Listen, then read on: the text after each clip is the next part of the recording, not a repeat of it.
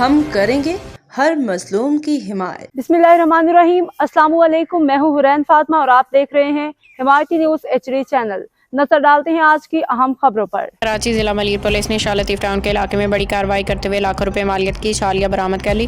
तफसीलात के मुताबिक SHO शाह लतीफ टाउन ने पुलिस टीम के हमरा सालिम मोहम्मद गोट के इलाके में खुफिया कार्रवाई के दौरान पुलिस ने जेर ज़मीन पानी की टंकी से लाखों रुपए मालियत की छालियां बरामद कर ली है। पुलिस हुकाम के मुताबिक बरामद होने वाली छालिया का वजन 2 टन 300 किलोग्राम से ज़ायद है, जबकि इसकी मालियत लाखों रुपए बताई जा रही है। इब्तदाई तहकीकात के मुताबिक फरार मुलजिम इस छालिया को कराची शहर के मुख्तलिफ इलाकों में सप्लाई करने वाला था।